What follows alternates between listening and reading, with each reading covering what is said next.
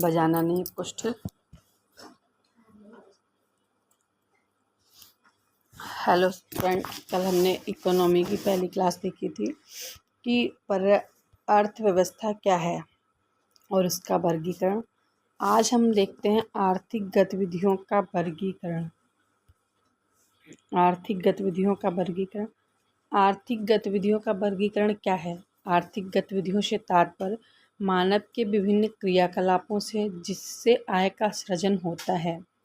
आर्थिक गतिविधियाँ मानव जो भी कार्य करता है जिनसे उनकी इनकम होती है वो आर्थिक गतिविधियाँ होती हैं। आर्थिक गतिविधियाँ मुख्यतः 3 श्रेणी में विभाजित होती हैं: प्राथमिक, द्वितीयक और तृतीयक। आर्थिक गतिविधियों की 3 श्रेणियाँ होती हैं: पहली, द्वितीय और तृतीय। पहली श्रेणी में क्या आता है? प्राथमिक क्षेत्र, ऐसी गतिविधियाँ जो प्रत्यक्ष रूप से प्रकृति पर निर्भर करती हैं।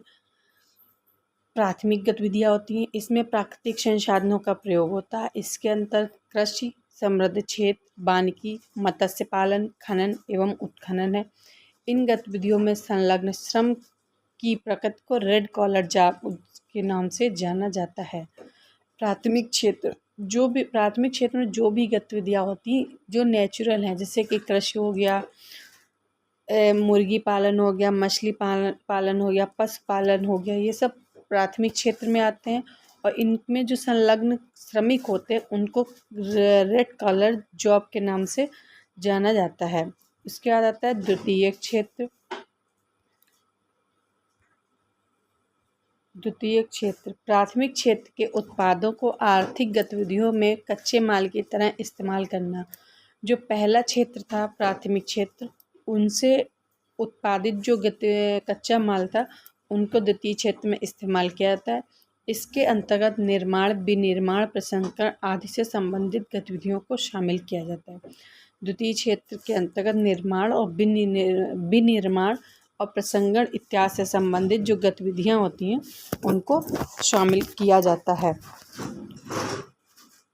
विनिर्माण यहाँ पे बहुत जानने वाली चीज़ है। नोट, विनिर्माण के अंतर्गत प्राथमिक वस्तु का नए वस्तु के रूप में रूपांतरण होता है। जैसे ब्रेड उद्योग, जैसे गेहूँ हो गया, गेहूँ से ब्रेड बनाई गई, बिस्किट बनाई गई, ये विनिर्माण हो गया। निर्माण वह प्रक्रिया है जिसके अंदर भौतिक संसाधनों का निर्माण होता है। जैसे सड़क, भवन, सेतु, सड़कें बनी, रोड बनी, घर बने, वो सब विनिर्माण में, ये सारी चीज़ें निर्माण के अंतर्गत आती हैं। तृतीय क्षेत्र में क्या है? लोक प्रशासन, प्रतिरक्षा, होटल, रेस्तरां, परिवहन, संचार तथा भंडारण, वित्तीय सेवाएं, चिकित्सा, रियल एस्टेट। तृतीय गतिविधियों के अंतर्गत उच्च सेवाओं को पुनः चतुर्थ और पंचक क्षेत्रों में वर्गीकृत किया जाता है। तृतीय क्षेत्र में जो भी गतिविधियां आती हैं उनको, उन उच्च सेवाओं को चतुर्थ और पंचक क्षेत्रों में वर्गीकृत किया जाता है। चतुर्थ क्षेत्र क्या है? इसके अंतर्गत ज्ञान आधारित उद्योगों को शामिल किया जाता है। सूचनाओं का संग्रहण होता है, उत्पादन तथा विश्लेषण किया जाता है। इसमें ज्ञान, तकनीक, कौशल, प्रबंधन तथा विश्लेषणात्मक समझ का प्रयोग किया जाता है। तृतीय क्षेत्र के अंतर्गत ज्ञान आधारित उद्योगों को शामिल किया जाता है। सूचनाओं का संग्रहण, जैसे कि जिन चीज़ों, चतुर्थ क्षेत्र में ज्ञान के आधार पर जिन चीज़ों का विश्लेषण करते हैं, तकनीक मतलब टेक्नोलॉजी हो गया, नैनो टेक्नोलॉजी होगा। कृषि क्षेत्र में हम जो टेक्नोलॉजी आई हैं, हार्टिकल्चर की कई सारी टेक्नोलॉजी हैं, उनका हो गया, उन चीज़ों का समझ करते हैं, यूज करते हैं, वो चतुर्थ क्षेत्र में आते हैं। पंचक क्षेत्र, इस क्षेत्र को गोल्ड कॉलर जॉब भी कहते हैं। इसमें निर्माण प्रक्रिया से संबंधित गतिविधियों को शामिल किया जाता है। इसके अंतर्गत व्यावसायिक अधिकारी, अनुसंधानकर्ता, कानूनी सलाहकार, वैज्ञानिक, वित्तीय प्रबंधन आदि शामिल क्षेत्र होते हैं। उसके बाद है आर्थिक समृद्धि तथा आर्थिक विकास में क्या अंतर है। आर्थिक समृद्धि और आर्थिक विकास में क्या अंतर है, आप नोट कर लीजिए। आर्थिक समृद्धि क्या होती है? राष्ट्रीय आय और प्रति व्यक्ति आय में लंबे समय तक निरंतर होने वाली वृद्धि को आर्थिक समृद्धि कहा जाता है। राष्ट्रीय आय हो रही है और प्रति व्यक्ति आय। राष्ट्रीय आय और एक व्यक्ति की आय में लंबे समय से निरंतर होने वाली जो वृद्धि होती है, बराबर निरंतर लगातार वृद्धि हो रही है, उसको आर्थिक समृद्धि कहा जाता है।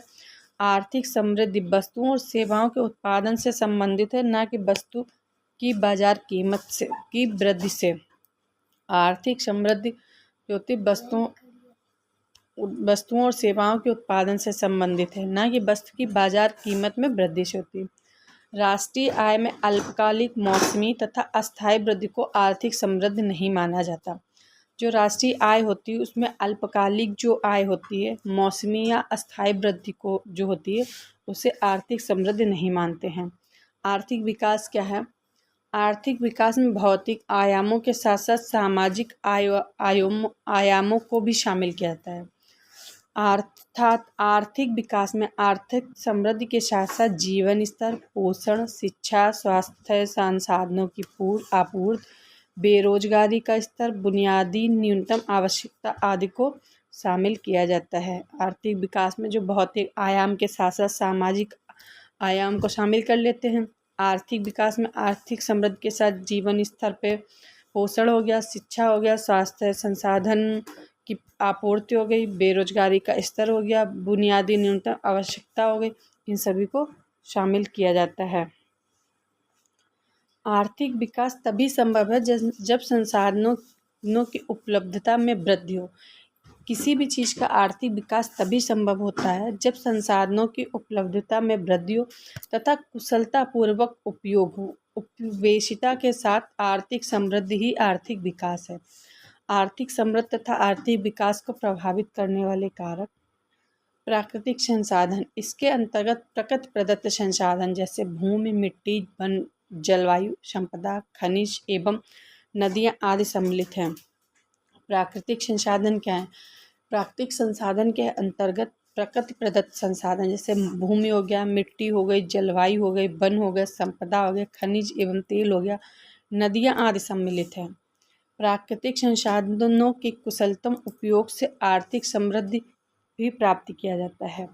पूंजी क्या है? बचत व उसके निवेश से उत्पादन क्षमता तथा श्रमिक कार्य कुशलता में जो वृद्धि होती है, जिससे वस्तुओं और सेवाओं की उपलब्धता सुनिश्चित होती है, वो पूंजी होती है। कृषि अधिशेष क्या है? कृषि उत्पादों में वृद्धि तथा अधिशेष उत्पादन की बिक्री और इस बिक्री से प्राप्त आय से आर्थिक समृद्धि व आर्थिक विकास को बल मिलता है। तकनीकी उन्नति क्या होती है? जब उच्च तकनीकों से प्रकृति प्रदत्त संसाधनों का कुशलतम उपयोग किया जाता है।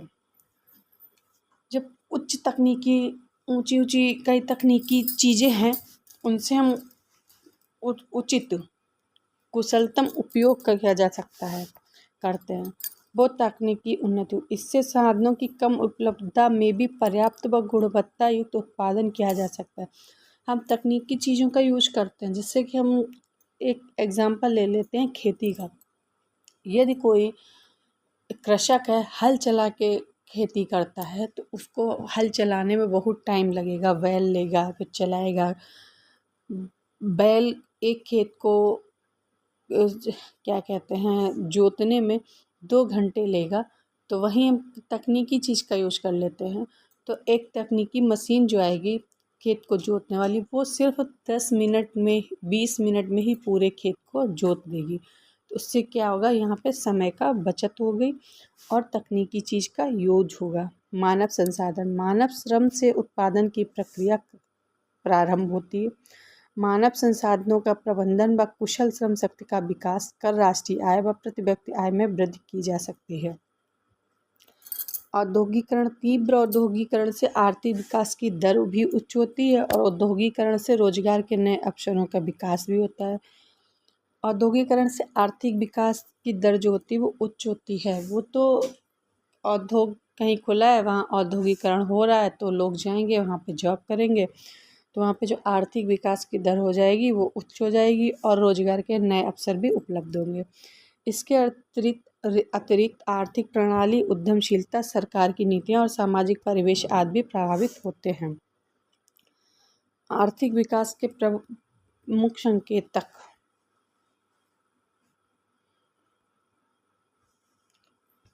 आर्थिक विकास के प्रमुख संकेतक हम नेक्स्ट वीडियो में देखेंगे। तब वीडियो आपको अगर पसंद आई हो तो लाइक, सब्सक्राइब और ज़्यादा से ज़्यादा शेयर कीजिए।